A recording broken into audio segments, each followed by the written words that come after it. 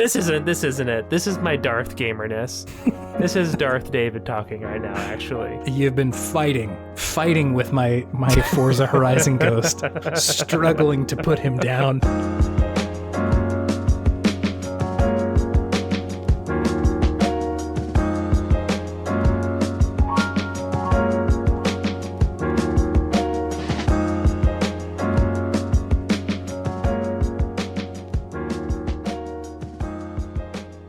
Hey everybody, welcome to the Hot Toddcast. It's the Hot Toddcast with your hosts, Hot Todd and also Hot Todd. We're both named Hot Todd. Actually, you can call me Hot Toddy if you want. Please, Todd was my father. Call me Toddy. Please, Hot Todd was my father. You can call me Mr. Toddy. I'm not actually that hot to call me Hot Todd. That doesn't fit for me. I'm not hot, I'm just fancy. So Mr. Toddy, if you will. We're on sort of the winter creep. It's here now, but we're recording the podcast and it's dark outside. The hot toddies are now a commonplace. Mm-hmm. The recording drink of choice. Mm-hmm. It's great. It's the absolute inverse of when we're recording and I am just like sweating bullets in this room. Do you just have poor central heating and cooling in your house? My friend, it is Seattle. There is no central cooling. Oh, but you do have central heating. We do have central heating, which you may hear in the background now. Oh, perfect. It's on. Welcome to the Turbo Gamer Zone. I guess you were just gonna say welcome to Turd. Welcome to Turdo Gamer Zone. Brother of Birdo. Brother of Turdo. Birdo. Welcome to the video game space. This is totally tangential. Real quick, let me just get this out of the way. Video game Podtimism is the name of this podcast. Optimist Video Game Variety Show where two best friends talk about the wonderful world of gaming. And my name is Chase. And my name is David. Were you going to say something? I was going to say something. I was going to say that I did, there's this thing online, Xbox put out this virtual 3D space that you can go and look at your Xbox stats from over the years. Oh my God.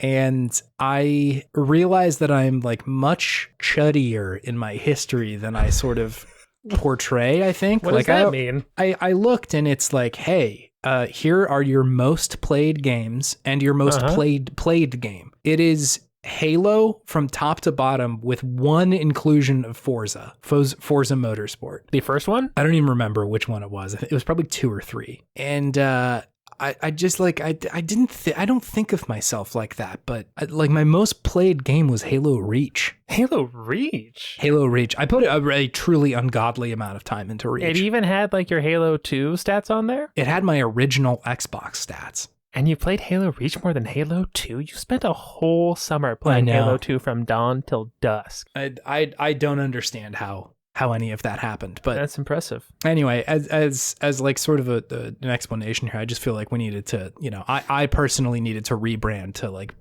the Turbo Gamer podcast because I'm just Turbo Gamercast. I'm a Halo dude, I guess. I mean, it's shocking to me that you didn't know this about yourself. I guess I thought I was different. I'm talking about indie games and fucking deck building roguelikes and shit, but at my core, I'm forgetting my roots. It's my main man, Chief, and he's cool, and our many guns that we share. Mm-hmm. He's so cool. Voiced by Chris Pratt. He's voiced by Chris Pratt in the new Halo show.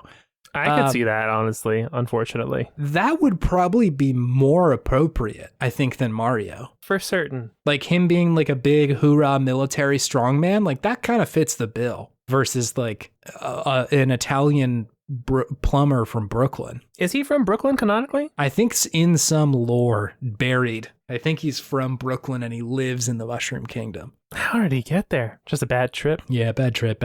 Wrong tube. Wrong pipe. Hey, have you been playing video games, David? I have been, yes. Sick. Could you regale me with your tales of across video games? Oh, sure. What happened? What happened there? I don't know. I sort of tried to form a sentence and it just sort of stopped halfway through. My brain opted out of making the rest of that sentence. Your brain was just like, nah, this isn't satisfactory. Let's stop thinking about this. Yeah, we're good. He can whiff it. Yeah. Yeah, he can. He knows what you're talking. He knows what you're saying.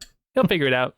So what have I been playing? I have still been playing so much Forza Horizon 5. I've seen this. I've seen your stats been blowing up on My online. stats are big. Yeah. And beefy. Big healthy stats.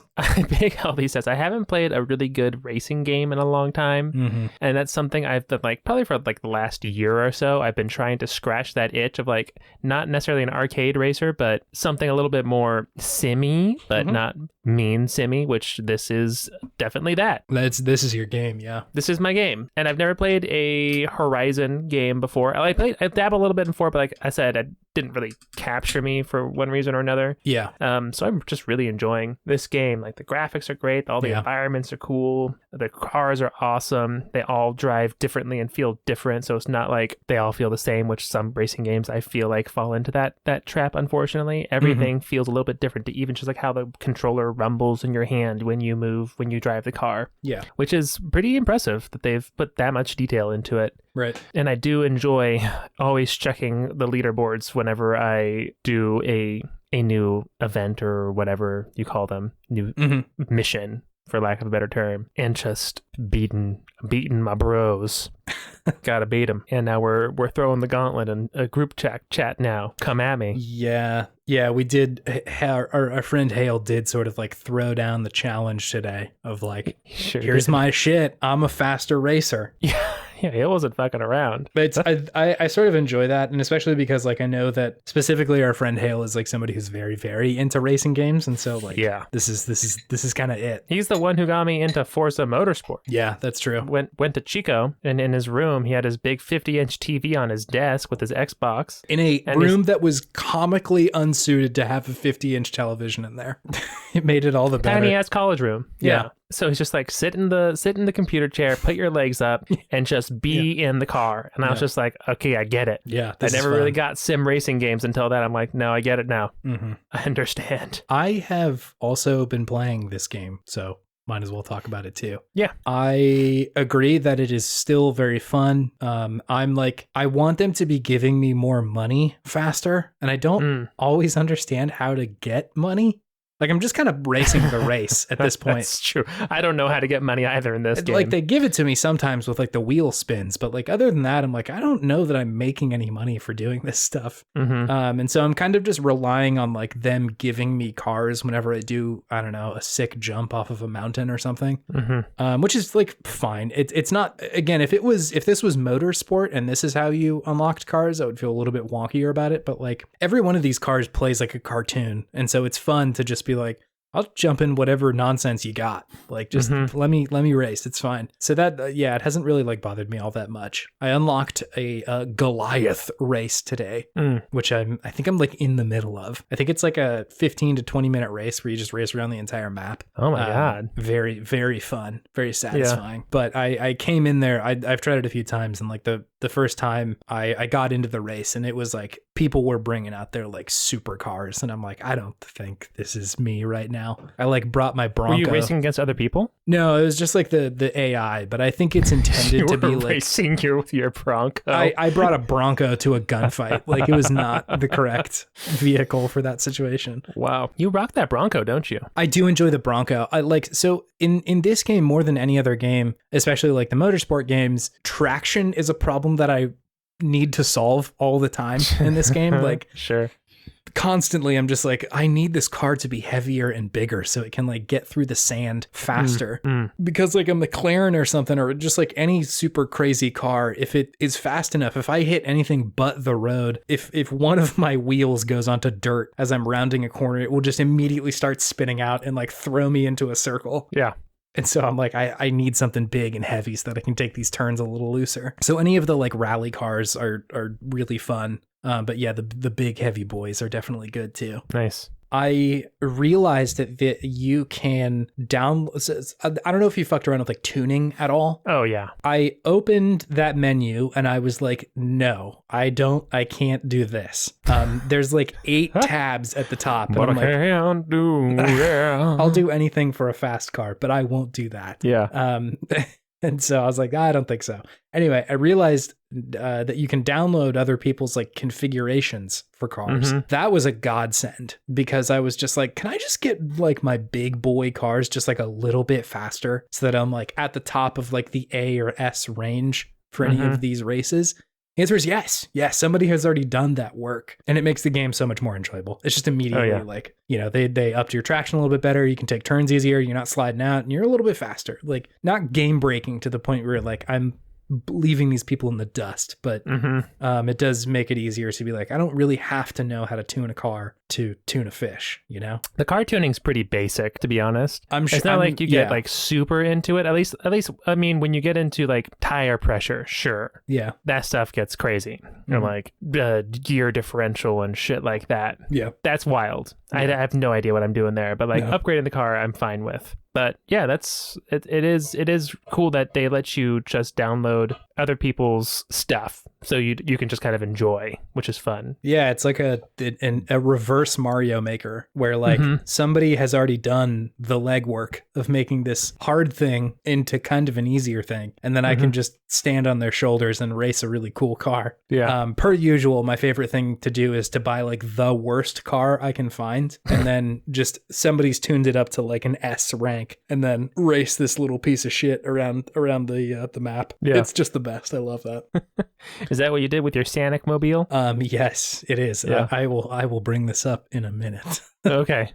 But yeah, no, I mean, like, it's very surreal playing this game. It feels really good. There's a lot of people playing it right now, which I really enjoy. Like, people who I see that aren't necessarily always into racing games, which is really cool. I think that the enthusiasm that Forza brings about cars is just, like, infectious. And it's they make it just seem like so much fun. The context of why this festival exists, or how somebody has access to this many cars, and why there are just, like, legendary cars laying around Mexico that somebody just hasn't found already is weird. Just in a garage. Yeah, but an old ass garage. An old ass garage that you can just like find if you just like look a little bit. But if you can sort of just like suspend that disbelief, it's like very fun and very cool. And yeah, it's like obviously it's fucking gorgeous. It looks incredible. Like constantly in awe of just like, wow, this is like some of the best looking stuff that I've seen. And like not always in like the minute to minute, but like if you just pause and throw it into photo mode, I'm like, geez, this game is gorgeous. Like it looks so good. Yeah. So lush and pretty. I feel like it's not often, I maybe that's not true. I was going to say it's not often that you get games that are just like really trying to make the colors pop off the screen. But I think Forza does it in a way that isn't just like cartoony, and it looks very, very good. Really, real pleasing to the eyes. It's a good video game. It is a good video game. Yeah. Give it a shot. I've been really enjoying making custom paint jobs for my cars recently. So fun. It's really great. That's another thing that you can download if somebody has like a pre-made paint set. I'm always like, if I buy a new car, that's the first thing I will go do is see like what nonsense has somebody put on this car, and it's always incredible. There's always hunters. Exactly. Yeah, there's always one thing where you're like, wow, that is a work of art that somebody has put together here. Yeah. What was a cool one to saw? I got a Ford Transit, and there was a Mystery Machine skin for it. It's super detailed, so good, very impressive. Yeah. Mad Max ones that were pretty cool that I saw. What are some cool ones that you saw? Let me see. I mean, there's always the like hilarious version of like an anime car that someone has put together, like just ridiculous, like full-blown anime characters across every part of the car. Like it looks like a joke, and it's so funny to me. I will talk more about this in a minute, but the BMW Isetta 300, this tiny little car. It's like a one-person car. So many incredible paint jobs on that one. One of them like makes it look like that. Oh God, what is the name of that toy company? It's that tiny little toy car that kids get sometimes with like the red body and the yellow top that you sit in. You can like kick your feet around. Fisher Price, exactly, yes. It like did that paint job for that tiny little car. Sure. There was one that just said KFC, and it was a picture of Kim Jong-un's face on it. It's incredible. Like just the sheer amount of work that I have no idea. And that's like it's so weird that they do this, because if you imagine something like Animal Crossing, where people put a lot of effort into these like custom designs that you can use for like your flooring or your clothes or your walls or anything like that. But it's hard to get there. Like it's not the easiest thing to go do this. You kind of have to like navigate through the menus and get into like this custom design area, and then click on it, and it's like, you know, go through all these menus where it's connecting to the internet, and there's like a loader and a spinner, and you have to know where to look and all that sort of shit. Whereas Forza does it so quietly and in the background, and like you can just stumble on to like, oh, this is like a whole user generated thing in here that like they didn't really make you aware of. And like part, you know, maybe that's a bummer, but like they just do it in such a way where it's like discoverable and really fun to just kind of like wander into a room where there's 20 cars that are all painted in like such a specific way. I don't know. It feels like a very cool version of user generated content, where it's not the Beyond Good and Evil 2 version where they're like, you should make the content for our video game, or the Animal Crossing one where it is incredibly difficult to find the user generated content. It's like sort of in the middle, where they've totally integrated into like these menus, so it doesn't feel like this like hard thing to get to.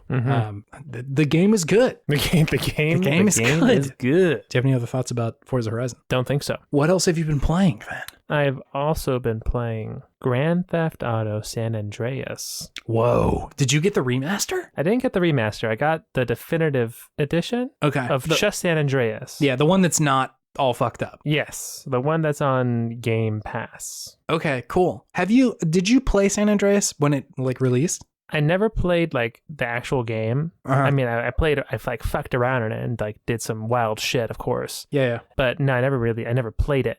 Okay, interesting. Which is what I'm doing with this one. How's this one hitting you? First of all, let me just say that the music is so good. It's incredible. Yeah, like even just the original music that they made for like the intro. Yeah. Captures that fucking West Coast 90s vibe so really well. Oh my gosh, I was ready for it. Yeah. And as someone who lived in LA for a while, I was like, oh yeah, hey look, they like did a pretty good job of kind of recreating the city more or less. Yeah. In like a very small footprint in the game. Like it definitely felt like the bones of Los Angeles were there. Yeah, it feels like a rendition rather than a recreation. Like you've interpreted the city to make it this, and it feels good. Like in the same way that like Safetyville feels like a rendition of a city rather than like a recreation. Little Sacramento Safetyville shout out. I can't believe you just name dropped Safetyville on the podcast. Wow.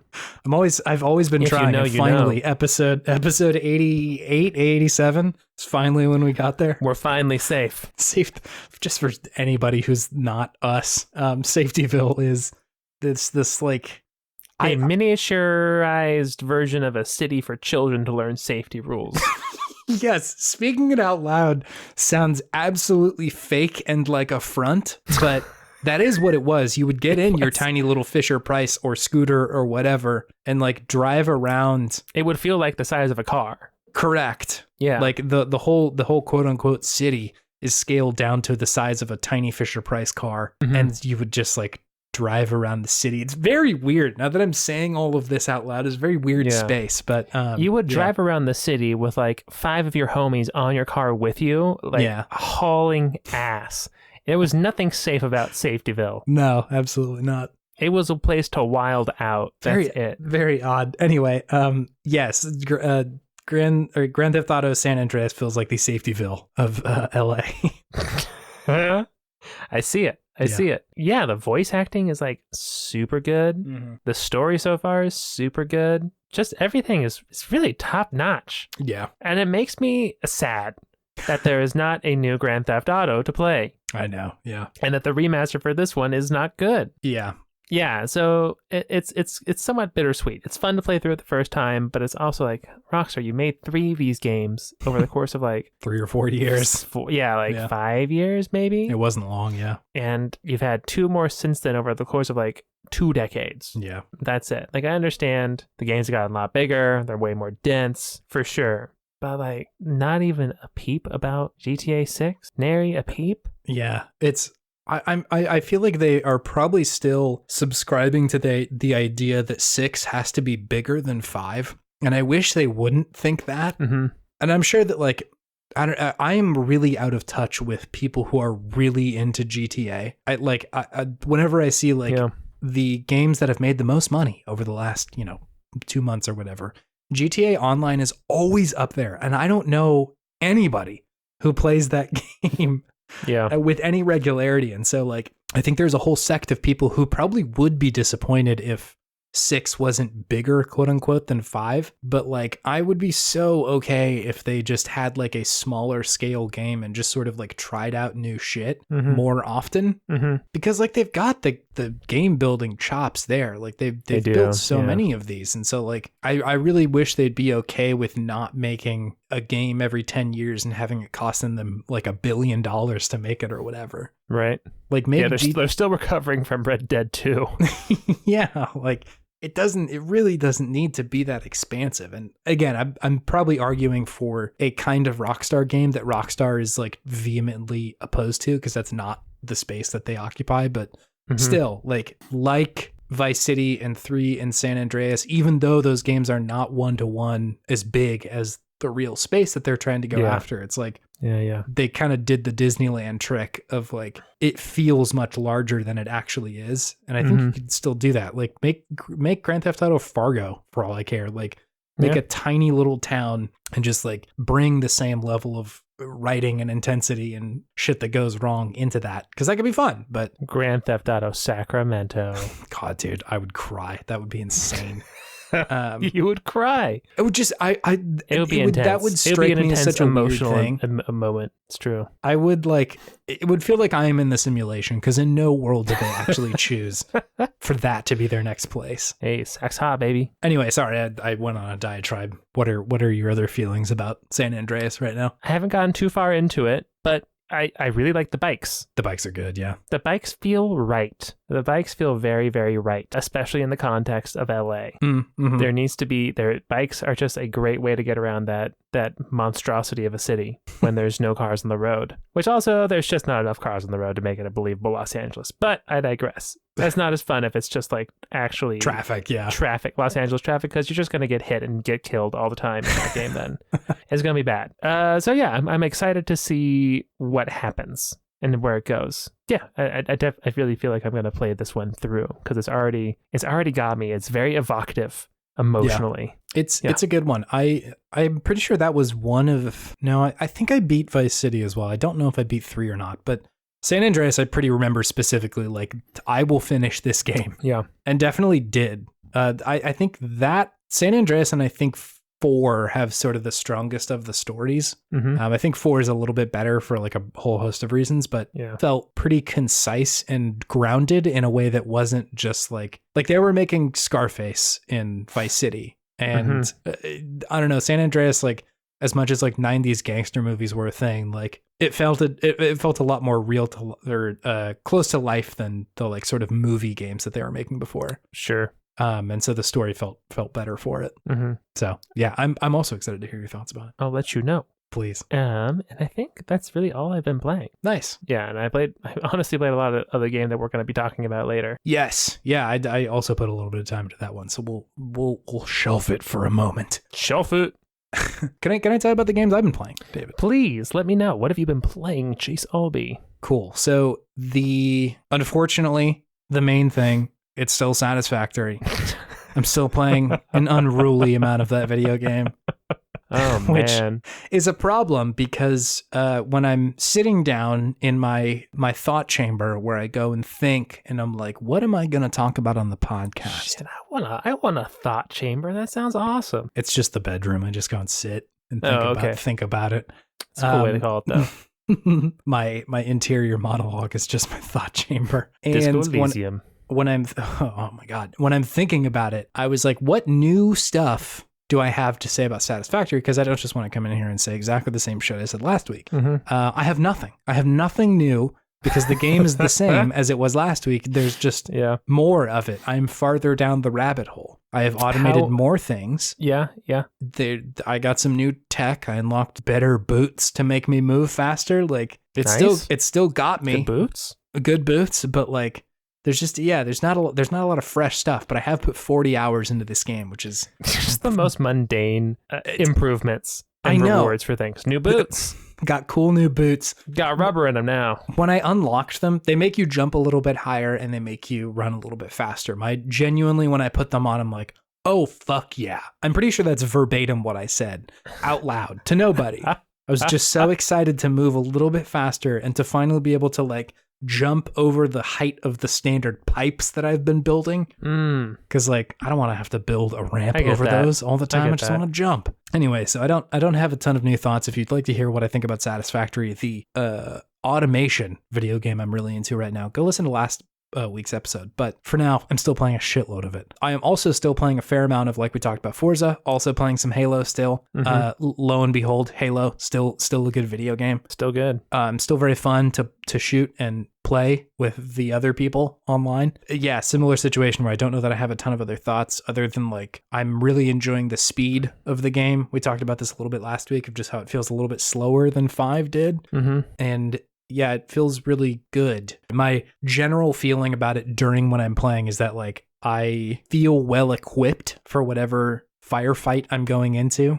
Whereas sometimes in 5, I'd be like, I'm kind of fucked right from the jump. Or like, these people are so far ahead that I'm like, I could never come back from this. But, right now it feels pretty fair. And like, I know what I'm supposed to do. Total, very specific thing. I like the way the sniper feels in this one. Ooh. The human sniper? The human sniper. I've never been very good with it, but for whatever reason, this one, I'm like, I'm digging it. I think because you can change your look sensitivity when you are unzoomed and when you are zoomed, I've been fucking around with that a lot, and I think that is what's gotten me to the place where the sniper feels good. Anyway, it's Halo. My best friend is Master Chief. I don't have anything else to say about that. The actual game that I'm able to say something new about is this fresh new game called Pokemon Brilliant Diamond. Oh, okay, sure. This is a remaster, I guess. Not totally, maybe a remake. It's a remake because there's like a lot of art style, different shit. Yeah, it's not like a new coat of paint. I think they rebuilt the game in sort of a new engine of Pokemon Diamond and Pearl, which were the DS releases of Pokemon. This is like a remaster of that, and so the game's pretty much been overhauled, but by and large, it's still, Pokemon Pearl and Diamond. I'm about like halfway through like the gym grind right now. Got four badges. It's Pokemon, man. Yeah. Like it's Pokemon. So contextually, like I enjoyed the Let's Go games in this series, the Let's Go Eevee, Let's Go Pikachu that came out, I don't know, like 3 or 4 years ago, probably 3 years ago. And I know that game did a lot of shit that like made the game a lot easier. And I would probably call it more approachable because you don't really need to know a lot about Pokemon to like get into that one. And a lot of the stuff they were doing there was like, it's easy to level up. It's not very hard to train your pokes and stuff like that. And so I really had no problem with that. And what they've done in this one is I think something similar to what they did in Sword and Shield. I don't remember if it's exactly the same, but you have experience share on immediately in the game. So like, the moment that anybody is getting experience, your whole team is getting experience. Whole team's coming up. Yeah, which if I'm not sure if I'm just playing the game more slowly than it wants me to, but I'm pretty much always over leveled for like any encounter that I'm getting into, which good or bad thing. I am totally cool with it. Sure. The thing that I enjoy about Pokemon is not a balanced battle. Usually, like I have fond memories of the game being hard when I was like 8, but I don't necessarily need that from a Pokemon game. And that's pretty true. I feel like of most RPGs. Most RPGs, I don't need them to be like super duper hard. I think usually what I enjoy is progress and the sense of satisfaction of like getting more Pokemon and catching more Pokemon and getting closer to, eventually having a lot of them. I think it's beating the gyms and the Elite Four and all that sort of shit. And just like that path that you walk down in most of those games, I think is usually pretty satisfying. And so I don't really mind that I'm usually over leveled. Uh-huh. I got like absolutely fucking dumpstered when I suggested this online recently. Yeah. I was like in some like chat, I was like, I'm cool with the new experience share. And somebody was like, it actually kind of sucks. And I'm like, yeah, maybe they could do with like, you know, forcing you to play a different way or like, you know, making the matchups a little bit better. And somebody wrote me like a treatise on why that wouldn't be a good idea. Where did you write this? A place on the internet. I don't want to put anybody on blast. But yeah, just got fucking posterized, like just a diatribe about why this would like I'm wrong. Oh no. Which is possible. It's possible that that is the case. Mm-hmm. I think that if I take a look back a little bit farther out, the stuff that I'm coming to Pokemon for is not a balanced fighting experience. I am totally cool with just putting another Pokemon team in the dumpster every time I roll into a Pokemon gym, right? Like that is a totally fine thing for my Pokemon experience, right? To me, the end of this game is when it is fun. It is when I have caught most of the Pokemon that are, you know, just on a route and I'm having to hunt for like, okay, I've got 30 left that I need to catch. Where are those and how do I get them? And like, that grind I think is much more fun and much more challenging in a way that feels like tangible. It's possible that they could do that with the battle system, but like I don't know. I feel like they would have to like really fundamentally shift for it to be that, and I don't know that I don't know. I'm not demanding of that. Also, just like the discourse around Pokemon is horrendous, and so like how so? What's going on? Just like anytime Game Freak or Pokemon comes out with anything, there is a vocal group of people who are like, I hate this. This is the worst. I can't believe you've done this to me and my family. And like, look how they've massacred my boy. Exactly. And so like, it's a very loud part of the internet, but also I don't know that that is a part of the internet that is really influencing the direction of the series at all, because like there was that whole debacle around Sword and Shield about how like they weren't going to be able to have all the Pokemon, and like people flipped the fuck out. And a bunch of people were like, I'm boycotting this. I'm not buying fucking Sword and Shield, all that sort of shit. And it was like the best selling Pokemon game that they've had in years. So like, I don't know. I don't lend a lot of credence to like that being that big of a deal. Yeah. And so at the end of the day, when I'm looking at like what I want a Pokemon experience to be, I think I mostly want to go on an adventure. I want it to like kind of be fun. I want to develop a team that I like.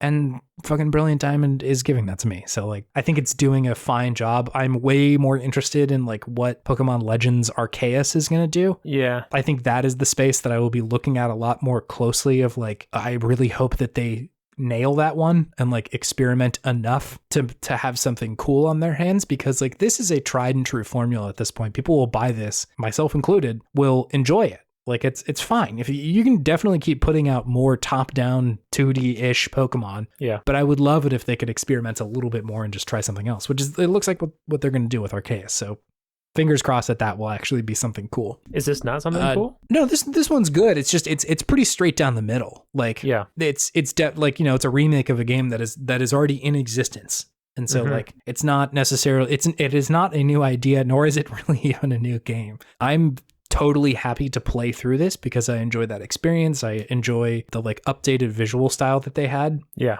It looks so like the overworld looks like these almost like chibi sort of big headed characters, which on first glance I was like, this looks a little wonky, but once you're playing it, it looks a lot more natural, and it looks closer to like what Link's Awakening was doing with like sort of the tilt shift in the visuals, which I wouldn't say it's quite as like sublimely beautiful as Link's Awakening was, but yeah, there are still parts of it where I'm like, that looks pretty good in this video game here. Not to mention the like graphics in the actual like battle system look a lot closer to like what a Pokemon anime or something would look like, and that looks pretty good too. Pokemon anime. I just like it. The characters look very well realized. They're very like emotive in their faces and stuff like that, and so like that looks pretty good. They're like clearly different visual styles, and the overworld one seems like it's saying like this is an interpretation of what the real space is looking like, because when you boot into the battle, it's like, oh, this looks different than what it was just a second ago. And so like I'm cool with the art style. I think it looks pretty fun. Anyway, point being, none of this is necessarily new, but I'm still like, I'm enjoying it. I'm still playing fucking Pokemon. It's good. It's a good formula. Like, get your cool little Mons put them in your pocket and go fight an older man who only has water Pokemon. Like an older man. I just fought the water type gym last night, and it was just a dude who had like pants on, and that's it. He was just big. Pants. Just pants, no shirt. I think he had a mask on too. Just pants, no shirt. No shirt. Sans shirt for this guy. That's definitely like a hot club name somewhere in the world. No, no. Only pants, no shirt. Big guys, no shirt is the name of my Big club. guys, no shirt. Sign me up. Absolutely, I'd go. Anyway, so that's Pokemon Brilliant Diamond. I'm enjoying it. I don't think this is going to shatter the Pokemon world. It's like selling very well, but like this isn't the bold new direction that they're going. But I'm still, still fucking Pokemon, man. You got me. Like I'm in. Yeah. Oh, nice. Yeah.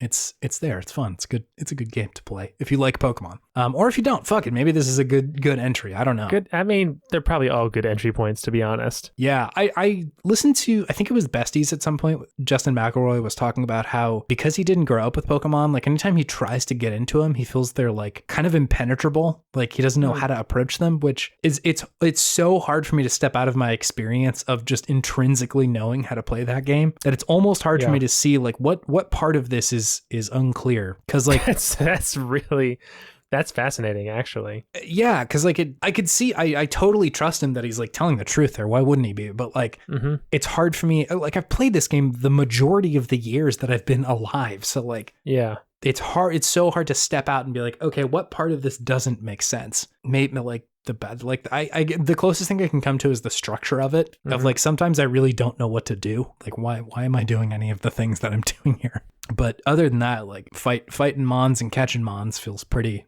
straightforward. But yeah, I think there probably is like a world for a Let's Go Pikachu or Eevee to come out, and people who haven't played it be like, I think I get this. Or the people who played Pokemon Go or something like that be like, I think I like Pokemon. How about I try this game before totally jumping into the rest of it? Anyway, that's a lot of Pokemon chat. That's a lot of Poke chat. So why don't I tell you about my Podtimistic thing of the week, David? Yeah, what is it? It's the BMW I said a 300 in Forza Horizon 5, David. I knew it. It is this stupid mobile. It is this stupid little car that I love so much. I was flipping through the like pages of like cars to buy, and it was like supercar, and then I locked eyes with this dumb little single seat car that I was like, oh, I love this. It was like single seater. Wow. Yeah, it's a single seater. You can't fit anybody else in there. And I looked at like its stats, and it showed the 0 to 60 stat. And rather than time, I got the sentence failed. And I'm like, yes, this is the car that I would like to drive. It's failed. Which suggests to me either it did not get up to 0 to 60 in the time that they allotted. It just didn't get to 60. Or it might not have gotten to 60. That's fucking funny. I was like, hell That's yeah, awesome. This is my car. So this is the car. This is the one.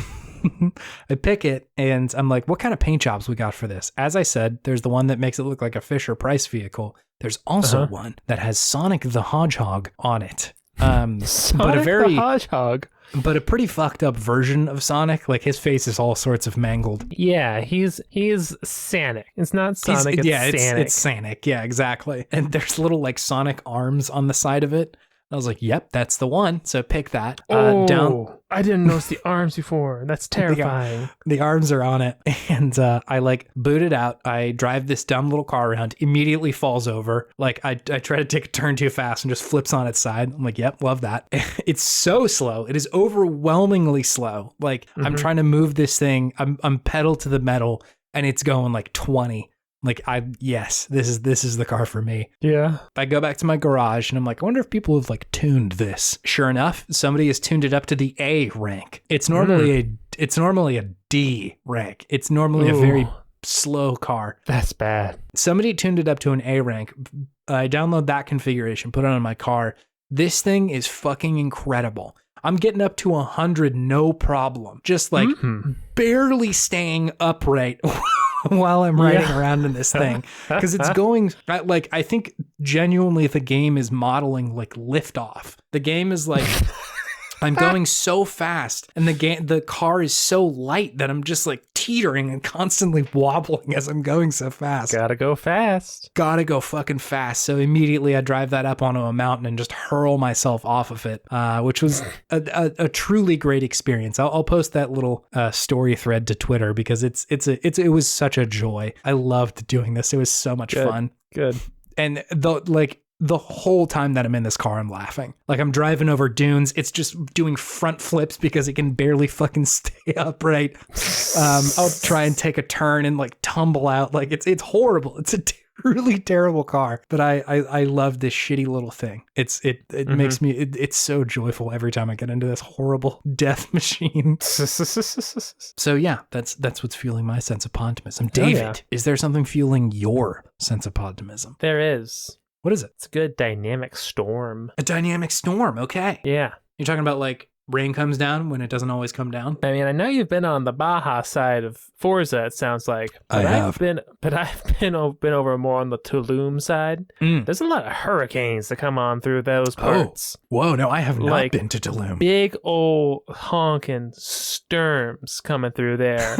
They'll rock your fucking car, blow trees like sideways almost with the force of their winds. Like branches will be flying through the air, and I'm just like driving around like first person mode, just getting all that good ASMR from the rain, just like batting against my car. Sounds so good. But I've always just loved a good dynamic weather system. And just like when the first storm started coming on, to see a little lightning out in the background and then hear the thunder, and then it's just like starts raining lightly, and then just like you're in the shit and you just can't see anything. It's like pushing against your car. You can feel the wind just like messing you up. Yeah, it's so good. It's a really awesome little storm that they do. So maybe head over to the Tulum side and experience one of those. It's very good. They do a good job of it in Horizon, where like it's the Disneyland thing where the whole area isn't enveloped in a storm or like rain, but if you go into a certain area, they do a very good job of like transitioning to like it's stormy now. Yeah. Which is fun. It does it really good. I think GTA did that as well. I think there's some dynamic sort of weather stuff going on in there. San Andreas, or which one? I don't know, honestly. I think that's a thing, but I'm not sure which one did it. I know that like rain was certainly a thing in 3 onward, but yeah, no, it's always good stuff. The most recent entry in the dynamic weather stuff being the Microsoft Flight Sim does a really interesting job with that, where you can get like live weather. It's that's wild. Kind of not dynamic, in fact, just Namek weather. It's just Namek. It's just Piccolo. It's just the planet Namek's weather, where it's just like an accurate representation. I thought that was pretty interesting. I liked that. That is cool. But yeah, no, a good weather, get you going. Good weather. The power of weather. The power of weather. Someone call Mark Finan. Talk to him about the power of weather. My God. Another Sacramento shout out. And the live Doppler radar. Why was Sacramento so hot on Doppler radar?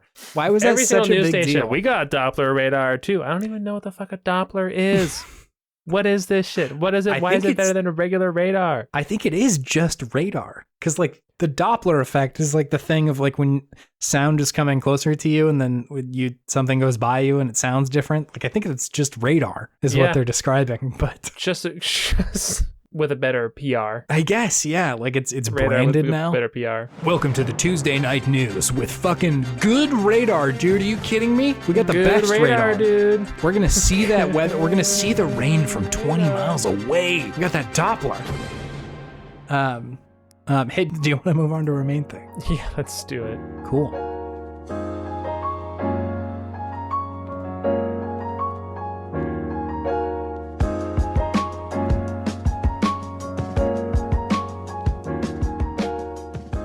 Hey, over there. Yes? It appears that we have found ourselves in the good game zone. The forest of good games. It's the segment where we talk about the okayest games of yesteryear and gush all the things that we love about them. Yeah. And we're on a bit of a rare limited kick. Yeah. We're in the rare vein. We're in the rare vein. We talked about last week, Blast Core. If you haven't listened to that episode, listen to it. It's good. Blast it up. Blast it. But we get hot for Creature with it. We got hot for Creature with it. And sorry, I was recalling my failed attempts at finding a good application for Hot for Creature. But we wanted to talk about another one because it was also on the Rare Replay, which is on Game Pass. Very easy to access. We wanted to talk about a game called Kameo, Elements of Power.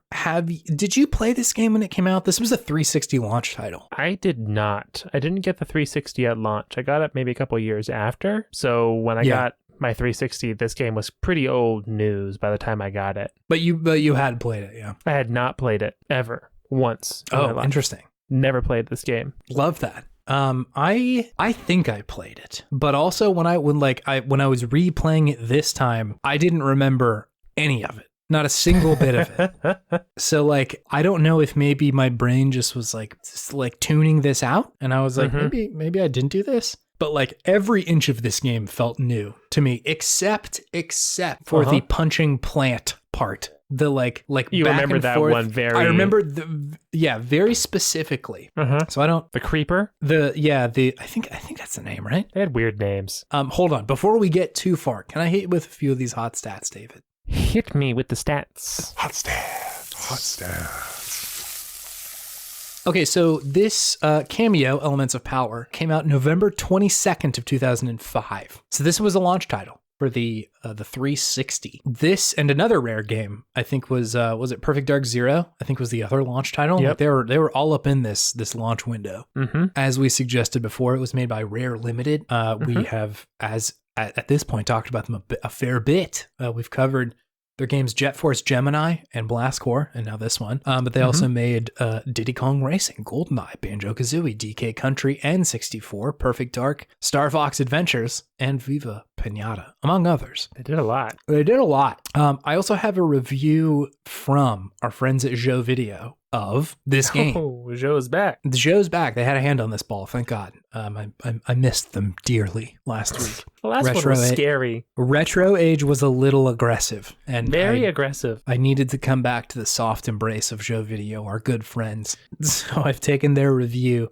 I've run it through Google Translate a bunch of times from one language to the next, eventually arriving back in English to get maybe perhaps better at what they were saying. Or cool. That seems presumptive. I fucked the review up, okay? I fucked it up. Look how they've massacred my boy. My boy. Okay, here's what Joe Video had to say about Kameo, Elements of Power. He showed incredible strength in this ball. Thanks to good graphics, vanity players can offer many tricks. The game is full of images and graphics. The fact that the producers are trying to please us is difficult because of this idea, and there are not too many reasons, according to our agreement, to create problems. That is Xbox Kameo 3-60 Mac. But they are so stoned that they cannot control their love. 85 out of 100 from Joe. Joe, you are the king, Joe. I Truly know. the king. It felt so right. I love coming back to them. They just have some sort of special and umami flavor in their reviews that it really pushes it over the edge. Joe is like the wacky grandpa of this segment. Everyone else, like the last one was like the drunk uncle, you know? Yes. The Russian one was the drunk uncle. He was mad. He was angry. This one was just like, hey, I just see the world differently. I did a lot of drugs in the 60s and the 70s, and my brain is just wilding out all the time now. Here's my thoughts. I've got some interesting views that aren't very challenging, but they are going to be different than what you're hearing on the day-to-day. They're not challenging because you're really not going to understand what I'm saying, but here we go. But it always ends in a way that sort of suggests that they were saying something. Maybe I just didn't get it. The phrase, but they are so stoned they cannot control their love. I'm like, there's power in those runes, but I don't know quite how to interpret it. This is a word of power. This is a word of power. I'm going to be able to do a new dragon shout after I read enough Joe Video reviews. New dragon shout. Hey, could you tell me what this video game is? I don't know what Kameo is. Please, can you help me understand? Is a third-person action-adventure game Mm-hmm. set in a high fantasy universe. Yep. Where you play as Kameo, a fairy princess, I guess? I think she's technically an elf, but yes, Elf.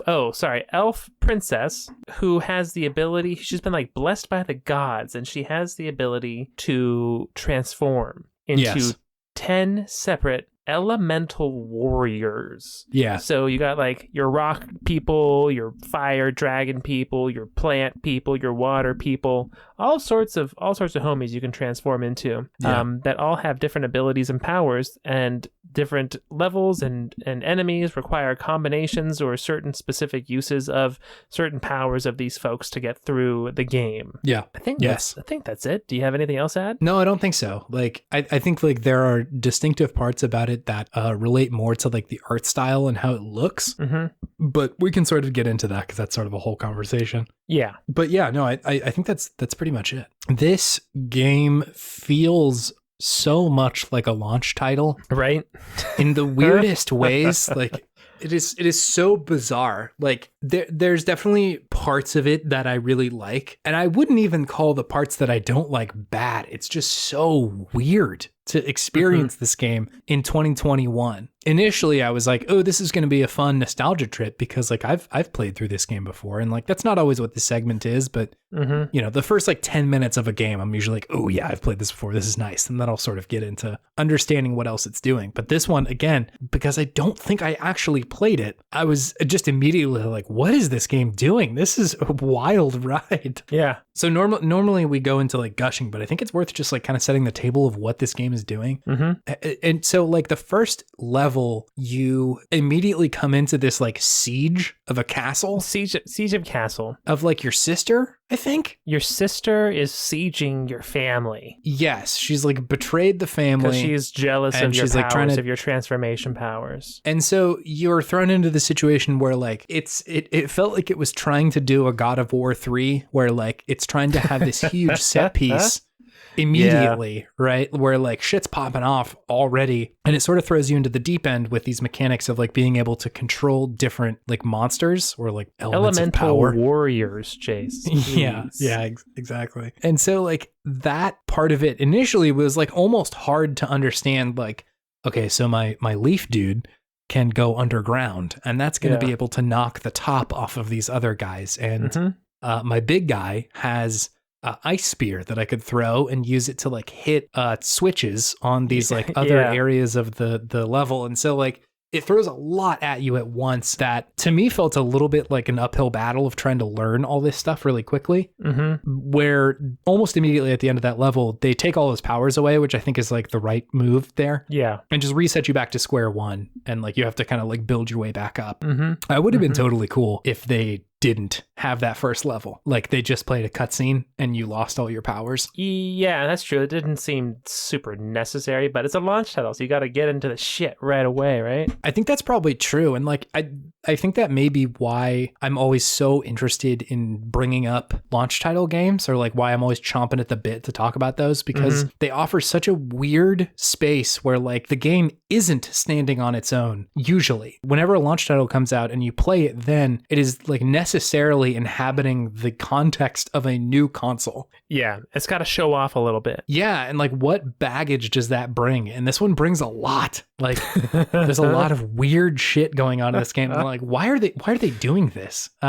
Where was it? It's like sort of towards after you get your get kind of into the more open world part where you go, you're making your way to the Badlands. Yeah. There's like this scene where you come down to like what I assume is like the world of man, like just a regular place. Yeah. And you show up and there's like a big war going on. There's a big battle of knights and trolls, right? Yes. I think it's trolls and elves are fighting or something like that. Some like Lord of the Rings sounding cool shit.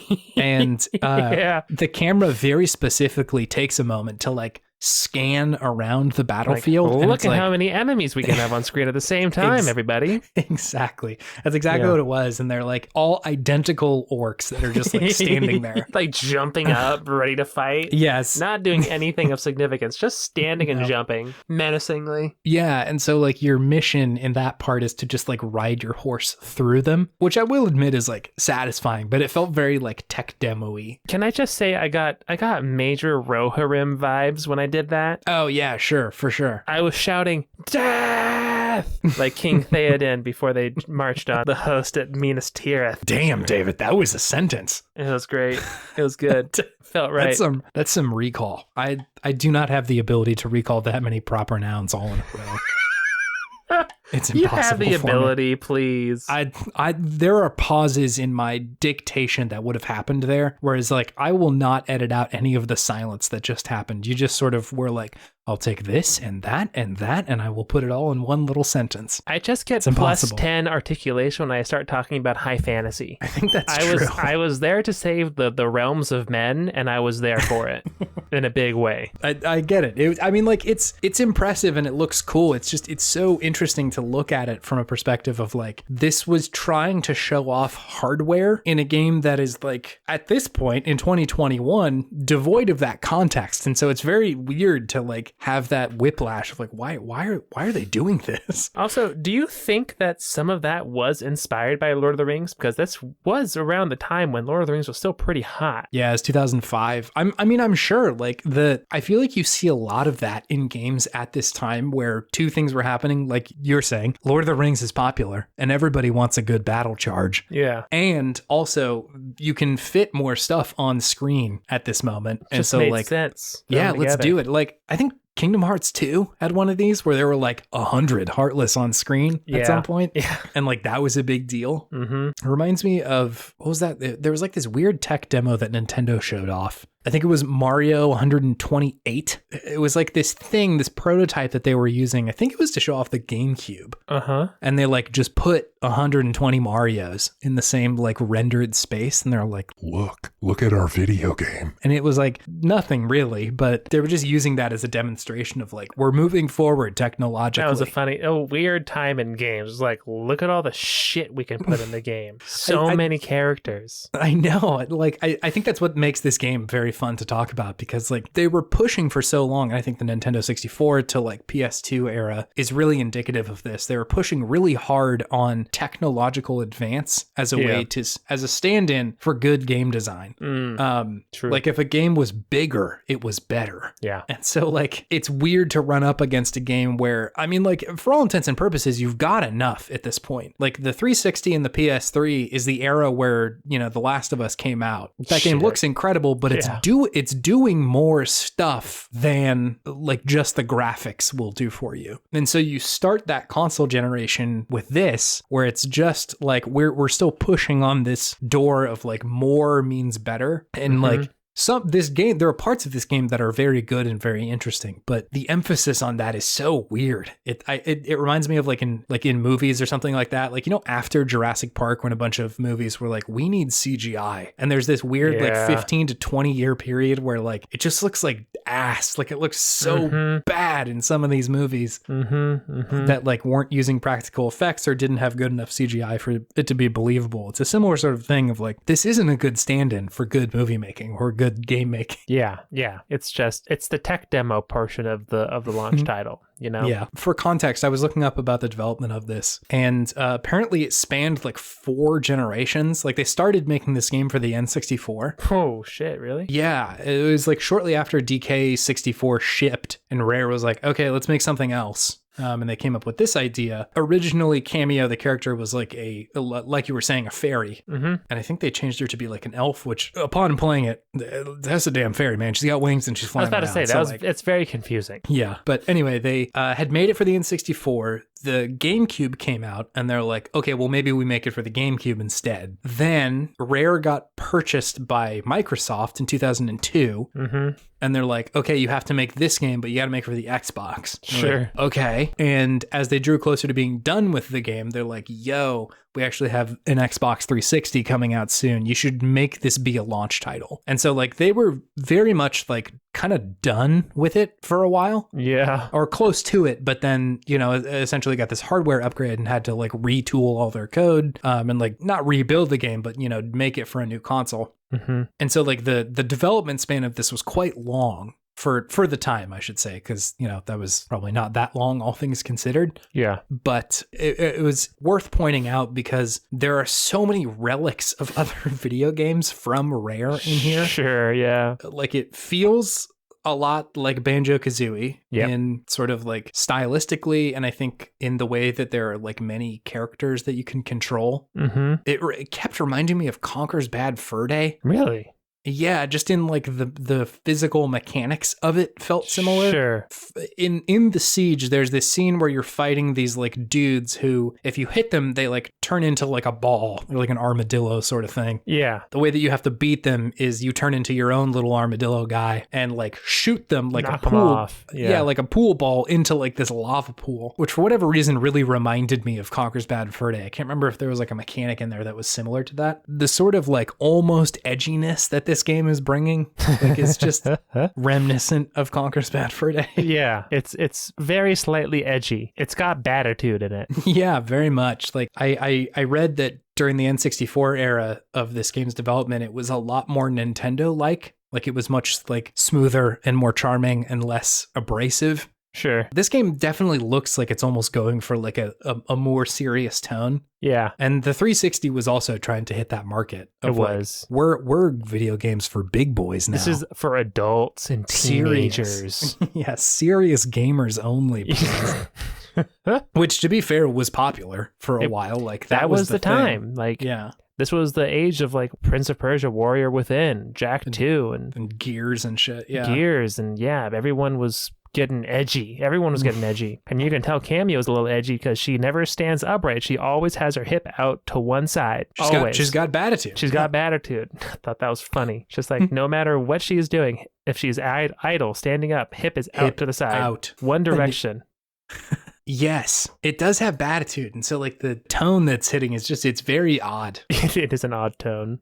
So I played through a fair bit of this, and like the cutscenes I've found just so interesting to look at least in the Rare replay. I think a lot of the stuff is like upscaled, so you're not playing in like the original aspect ratio. It's like HD. Mm-hmm. And so the in-game, while parts of it don't look great, it still looks pretty good. Like, yeah, it looks good on a modern TV. Like the colors really pop, and like I think the environments themselves almost have like a vibe kind of similar to like Fable if it was just a little bit more chipper. For sure, yeah, most definitely. I see that. And so like that part of it's pretty fun and pretty good. But then whenever it boots into a cutscene, it has this like vibe that's similar to like a cover of a graphics card from like the 2002. Do you know what I'm talking about? Those like weird covers where it's like, what is this thing you're showing me? I do, yeah.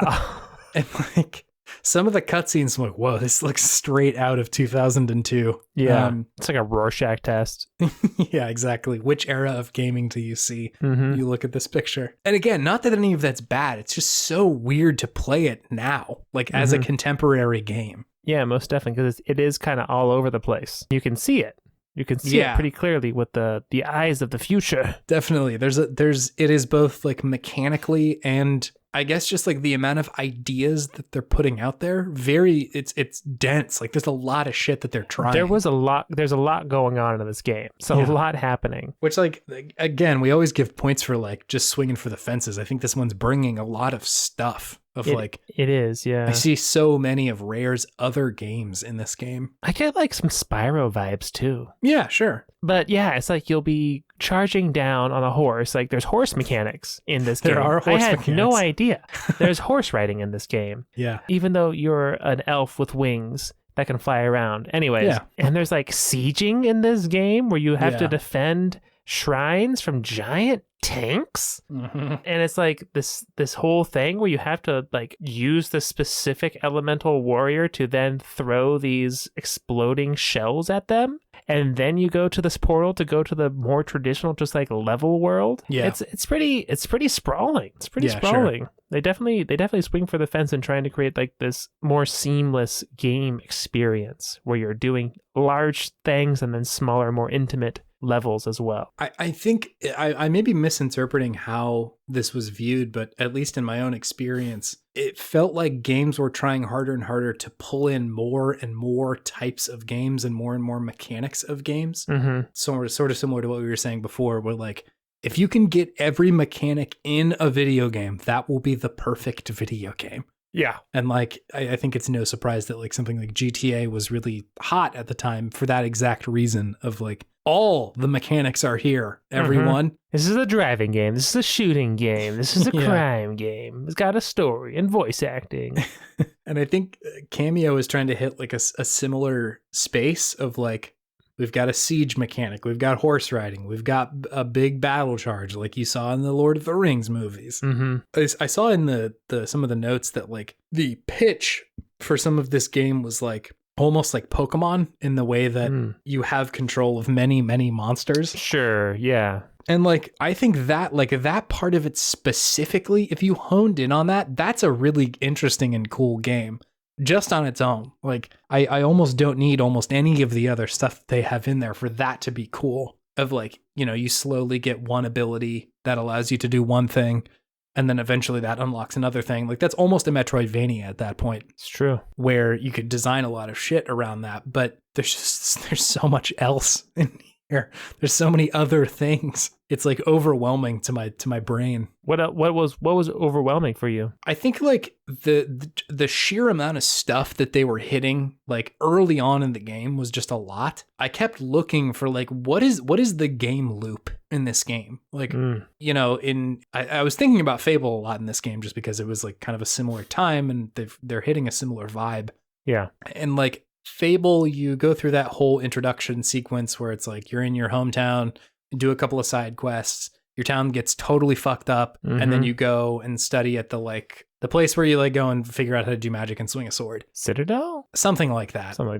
Where you have like, yeah, your old man buddy. And then eventually they open up the world and they're like, okay, go do quests, right? Like that's the game loop starts at that point of you come back to your home base, you do some quests, you go out and you do something else, and like you can kind of take whichever ones you want. It took a long time to get into what Kameo's loop is, and it's a lot more linear of a game than I was expecting it to be. Yeah. It's a lot closer to, like I was saying, like Conkers or even Star Fox Adventure, where like there is a point to everything that you're doing. You're always going in a certain direction. Yeah. Rather than like, okay, go do whatever you want to, or here's the part where the game opens up or whatever.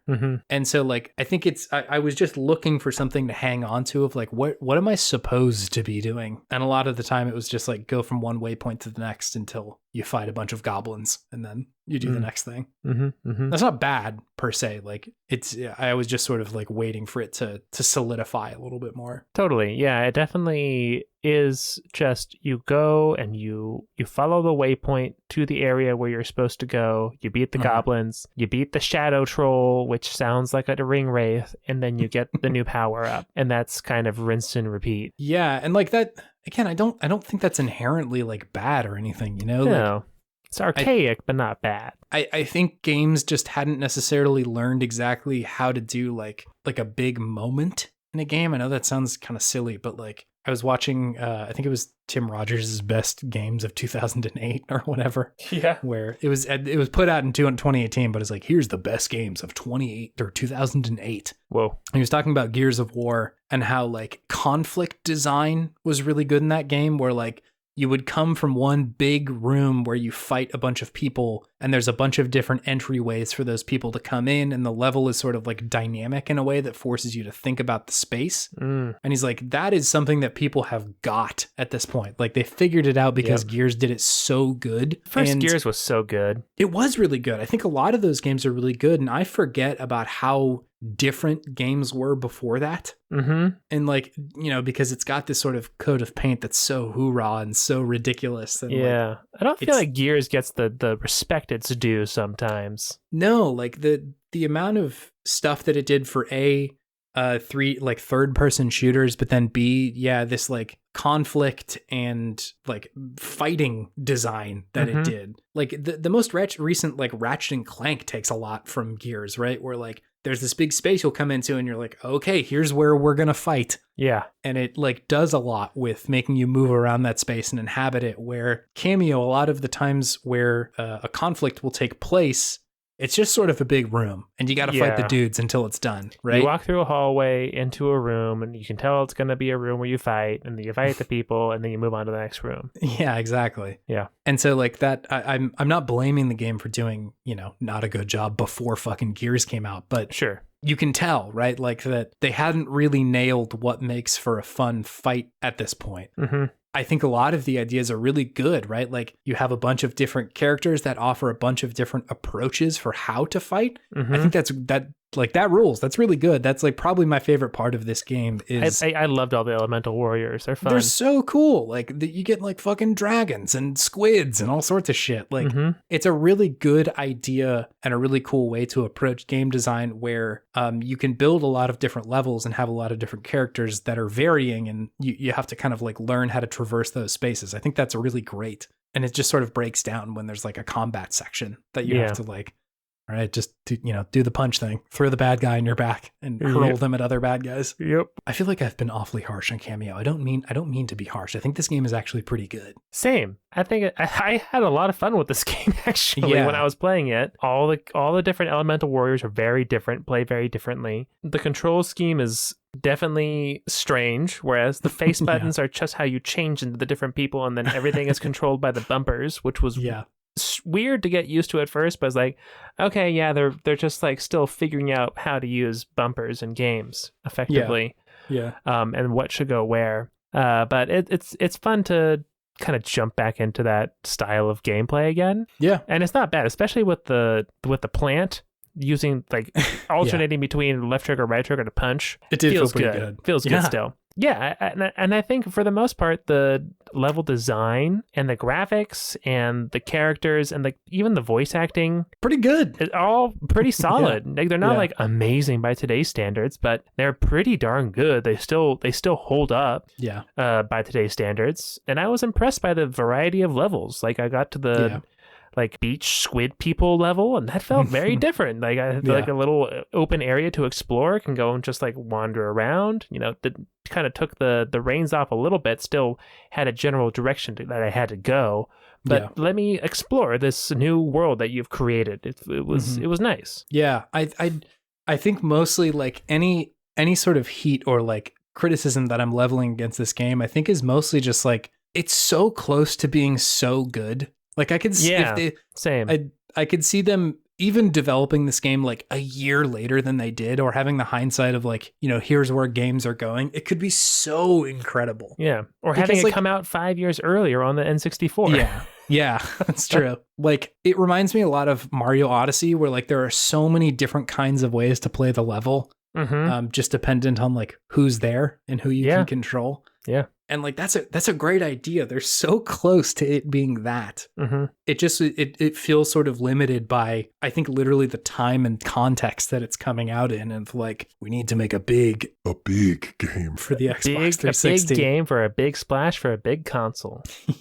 And like I think more than anything, this game just reminds me that like Rare was really good at making inventive and cool spaces and ideas and levels and shit like that. Like any level in a Rare game, I'm like, this feels like a Rare Games level.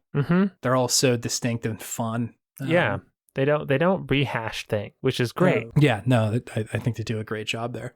And again, it's such a bummer to look at this, because like Rare has not been the game company that it was at this point. It's not the same company anymore, unfortunately. No, they sort of like, I think, Microsoft said like, hey, you should make Nuts and Bolts, the Banjo-Kazooie game, which was a very bizarro world video game. And then they like put them on the Kinect games for a little while, which were like good and interesting. I think it's certainly not a bad idea to lean on this company for creativity, because they've shown it like over and over again. I think just like, I don't know, that the Kinect was the thing. Yeah. they should have been on. Yeah. Connect. God. I wish we're one of finally those- there with VR, but Yeah. they tried to force it too much at first. I thought the Kinect was interesting. It just that it was very rare that I was like, pun intended, that I was like, yeah, hell yeah, let me pull out my Xbox Kinect, my Microsoft Kinect, My play iToy. this video. Yeah, yeah, let me boot up my iToy. Played some, that for a good night, and then that was it. But it was a great night. Wish it wasn't like $150 or whatever it was. It's a lot of money. What else do we have to say? I would love to call out just like how cool I think the visual design of this game is, and like how interesting the levels are and shit like that. And like they definitely have a sense of like, this is a rare game, and I think that's cool. I like when a game developer has a sense of style that is like really specific to them, and you're like, yeah, this is that kind of game. Did you see Concerned Ape, the person who developed Stardew Valley, is coming out with a new game?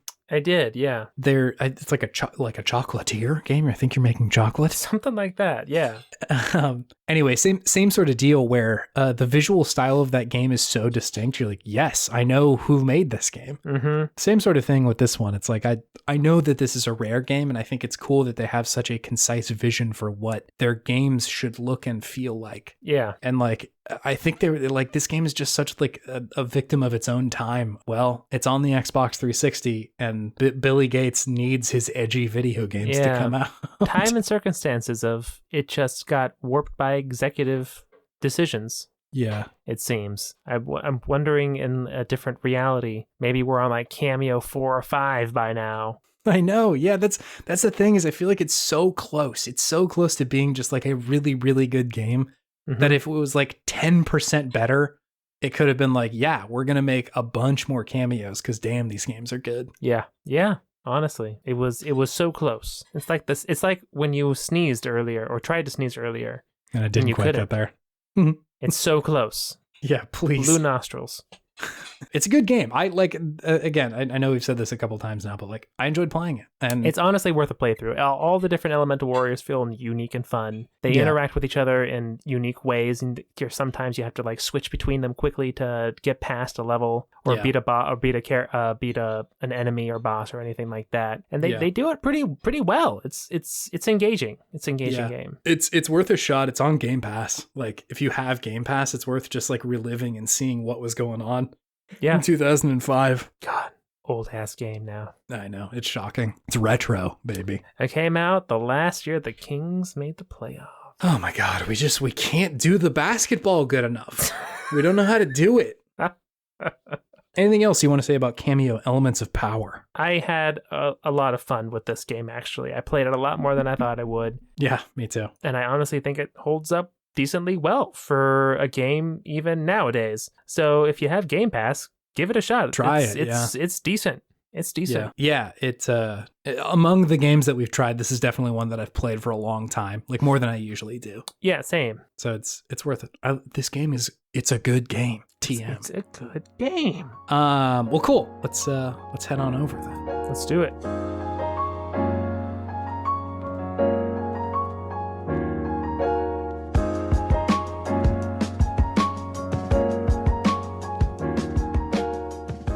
Hello, fellow listeners and turbo gamers. It's your best friends, David and Chase, and we're here to say a few words. One, we just want to say we're here to sing you our funeral dirge from elementary school. No, we are here to say a couple of things. One, we're on Twitter. If you want to talk to us there, we're at Podtimism. If you would like to send us an email, you can do that at vgpodtimism@gmail.com. That is our Gmail handle, as everyone's constantly asking. We're sort of tangentially on TikTok at Podtimism. We're over there. We're hanging out. Mm-hmm. Those are our things. If you want to help this specific podcast out, you can do two things. One, you can review it on Apple Podcast, or if there's another reviewing option on another podcaster hosting thing, you can do that there. I haven't seen any of them, but do it if you would like to. I think I had a dream recently that there was a separate podcasting review place that people were leaving reviews, and somebody was like, "Yeah, dude, people have been talking about it over here." Whoa is right. because That's I was scary. like, That's scary to think about. a hidden review website. But a much more effective thing is probably to show it to a friend. If you have a gamer pal, you can say, hey, I know that the culture around gaming can be a little rough for us gamers. Doesn't feel good to just sort of exist and hear other gamers talk about video games. But if you want to feel good about it and not just have like a dunk fest, then maybe this one for somebody else. Yeah. Yeah, that's the option available to you. However, most importantly, the biggest, best part of this segment, big thing. Big thank you for listening to this podcast. Thank you so much. Thank you so much. We love making it. We love having you here, and we do not take for granted your ear minutes that you spend with us here. So you've made it all the way to the end of the episode, and you've earned a thank you. I think that's pretty much it. David. Yes. Do you have any gaming wisdom for us pre-Thanksgiving as the crow flies, but post-Thanksgiving as the person who is listening to this is listening to this? If you are a gamer, and you probably are if you're listening to this podcast. I would hope so. This whole thing might not make very much sense if you have not played video games. And you play online games. Yeah. That have leaderboard sections. Yeah. You must assert dominance over your friends. It is necessary and true for a gamer to do so. That's interesting. This isn't it. This is my Darth gamerness. This is Darth David talking right now, actually. You've been fighting with my Forza Horizon ghost, struggling to put him down. Really what it is it's fun to engage in some healthy competition with your buddies. Absolutely. Virtually. It's a great time. It keeps you gaming, keeps you trying your hardest, which is really the thing that matters the most in life, is that you try your hardest whenever you do something that you care about. Or if it's your hobby and you don't want to try hard and you don't even know that people are competing with you online, like myself. Or just go jump off a cliff in your car. In your car in Forza Horizon. That has no impact on your actual physical well-being. I was just going to say the biggest caveat. Please don't actually physically jump off a cliff. Seriously, that is not a joke. Do not do that. Only in a video game where you are playing for funsies. If you can just throw or just hurl your BMW i7 300 off of a cliff with a sonic coat of paint, that's the real fun. That's the real joy. Fun. Take your mystery machine, Ford Transit, take it into some dunes, and just promptly waylay it. Just totally sandlog that bastard. Go for it. Do your thing. It's going to be totally fun. Yeah, I love that. I don't know what's going on in my own head, but I am paying so little attention to everybody else's stats in Forza Horizon. This is usually the opposite of how I approach these games. So I can't commiserate with trying to beat your best time, but maybe I should just let you get ahead of me in this game. I think you probably are. Is this the power of Ultra Instinct, Chase? Have you evolved beyond now? I no longer need the ding, boy. You need the ding. You're just getting dinged somewhere else, and you're not looking for the ding in Forza right now. You've seen straight through my soul. Satisfactory is fulfilling all of your needs right now, so you are just totally spent and content. I've built a well-oiled machine in Satisfactory. I don't need to compete in Forza. You compete against no one because you are succeeding in Satisfactory. You are a titan of industry. I came in here trying to do a humble flex. I don't really care about the competition. I don't need the ding boy anymore. Well, I've got the behind my back, I'm holding hands with Satisfactory. Never letting go, clutching as hard as I can. They have a gun to your back. Tell them what I told you to say. I don't look at your time in Forza Horizon. I don't race your ghosts, which I don't, but it doesn't matter to me that much. Oh man, this is a toxic relationship you're getting with Satisfactory right now. David, I've put 40 hours into this game. 40? I've played a lot of Satisfactory. Already? It's so shocking The other day, like this That's is already twice as much as I put into Kingdom Hearts 3 about. We're in the outro. I don't have a lot of time to regale you with these tales, but like I was playing it and just like I'm like, okay, it's 11 o'clock. I should go to the grocery store pretty soon. I blink and I'm like, oh great, my oil refinery's done. It's 1:30. What the fuck happened just now? 2.5 hours later. Dude, it goes by in the blink of an eye. Brutal. Anyway, my gaming wisdom is don't download Satisfactory if you have a fucked up broken brain like myself. Hey, you're not broken. If you have a weird. You're not weird. This feels weird. I don't think that this is a normally enjoyable video game. If you have a Chut Buttby brain. Yeah. How about that? Will you accept that? If you got one of those cool Chut Buttby brains like I do, maybe buyer beware on Satisfactory. And if I'm issuing buyer bewares, just go ahead and skip Dota too. That's another big problem. All my Chut Buttbys out there need to be aware of. You tried so hard to get me to take a bump of Dota so many times. You're like, come on, just take one hit, baby. If you take one hit, you're gonna be stuck. It's a problem. I believe it. Anyway, have a good week. Have a good week, everybody. I hope you had a good Turkey Day. If you celebrate or not. Dia de los Pavos. Okay, well, have a good week and salutations, gamers. That's the worst outro I've ever recorded. I'm sorry. Salutations, gamers. It's horrible. I apologize. That's the outro. That's the sign off now. Salutations, gamers. That's our new big episode 100 thing. Goodbye. Bye. Bye.